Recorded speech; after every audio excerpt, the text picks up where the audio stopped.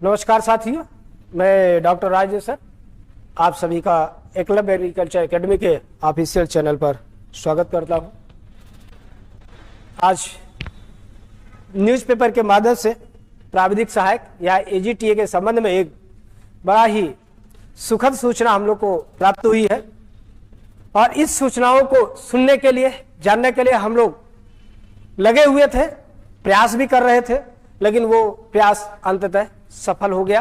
वो सारे कार्य आज पूर्ण हो चुके हैं जिसके लिए हम लोग सूचनाएं भी एकत्र करते थे और आयोगों को इसके लिए आयोग से जानकारी भी मांगा करते थे, लेकिन अब वो सारी चीजें आयोग ने स्वयं स्पष्ट कर दिया। जैसा कि आप सभी के बीच में देखिए, आपको दिखाई दे रहा है कि इसी हफ्ते खुल जाएगा कृषि प्राविधिक सहायक भर्ती का रास्ता। इसका मतलब कृषि प्राविधिक सहायक से संबंधित जो अड़चनें थी, जो दिक्कतें थी, वो अब समाप्त हो चुकी है। अब जब वो समाप्त हो चुकी है तो अब उस पे जो है क्या होगा, ये सारी चीजें आगे बढ़ जाएगी। और आगे बढ़ने का मतलब ये है, चूंकि अधीनस्थ सेवा चयन आयोग एकदम तैयार बैठा है कि जैसे ही ये डाटा उनके पास तक पहुंचेगा तुरंत उसको जो है वो एनआईसी में फीड करवा करके, डाटा को संग्रह करा करके वो विज्ञापन के रूप में वो आ जाएंगे। तो इसमें देखिए कुछ बातें स्पष्ट की गई है कि ये आखिर देरी क्यों हुई। तो अगर देरी को आप देखेंगे तो देखिए लिखा है कृषि प्राविधिक सहायक के 3466 पदों पर प्रस्तावित भर्ती का रास्ता इसी हफ्ते खुल जाएगा।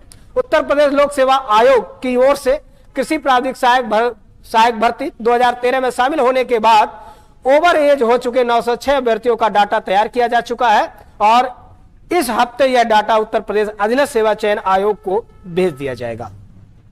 क्योंकि इस परीक्षा को अधीनस्थ सेवा चयन आयोग के द्वारा ही कराया जाएगा, इसलिए यह डाटा इन तक पहुंचना बड़ा ही आवश्यक था और यह डाटा अब पहुंच जाएगा। कारण इसका यह रहा था क्योंकि 2013 में जब ये लोग एग्जाम दिए थे तो वास्तव में ये 906 अभ्यर्थी भी क्वालिफाइड थे, इनको भी ज्वाइनिंग मिल जानी चाहिए थी, लेकिन दुर्भाग्य रहा कि इनको ज्वाइनिंग नहीं मिल पाया। इनके साथ खेल हुआ, इनके साथ जो कुछ भी कहा जाए ये हाशिए पे चढ़े गए और ये उससे वंचित रह गए। आज तक ये उसके लिए अपना प्रयास करते रहे लेकिन सफल नहीं हो पाए। अभी भी इनका यह मामला ज्वाइनिंग को लेकर के लखनऊ खंडपीठ में चल रहा है, लेकिन चूंकि सुप्रीम कोर्ट तक ये लोग गए थे तो सुप्रीम कोर्ट ने उस ज्वाइनिंग संबंध में तो कुछ नहीं कहा, लेकिन इनको आगामी जो भी विज्ञापन कृषि प्राविधिक सहायक का आए उसमें इनको सम्मिलित किया जाए, इस बारे में माननीय सर्वोच्च न्यायालय ने आदेश पारित कर दिया था। ठीक है, उसमें देखे लिखा था अभ्यर्थियों को ये अभ्यर्थी 2013 की भर्ती के बाद ओवर एज हो गए थे, सो उन्होंने आयु सीमा में छूट देने या अगली भर्ती में शामिल किए जाने की मांग की थी। सुप्रीम कोर्ट ने सितंबर 2019 में आदेश दिया कि इन 906 अभ्यर्थियों को कृषि प्राविधिक सहायक की अगली भर्ती में शामिल किया जाए। शामिल किए जाने का आदेश माननीय सर्वोच्च न्यायालय ने सितंबर 2019 में ही पारित कर दिया था। लेकिन अब वहां पर दिक्कत क्या आई थी? दिक्कत यह हो गया था कि पहला काम इनका एज और दूसरा जो यूपीएससी में पेट का एक नया सिस्टम में आधार ले लिया गया था, तो अब उसमें यह हुआ कि इनको पेट से और उम्र से दोनों में छूट दी जाएगी और इसी के आधार पर, और यह डाटा लोक सेवा आयोग उत्तर प्रदेश प्रयागराज में था, तो इन सारी बातों को अब एक पटल पे आ गया। अब आयोग के पास, अधीनस्थ सेवा चयन आयोग के पास अब ये चीजें आ रहा है। इसका मतलब अब अगला जो विज्ञापन के रूप में हमें देखने को मिलेगा इसी का नंबर है, इसमें अब कोई संशय नहीं रहा। इसलिए कृषि प्राविधिक सहायक की तैयारी करने वाले समस्त छात्र अब अपने इस दिशा में कार्य करने के लिए सक्रिय हो जाएं।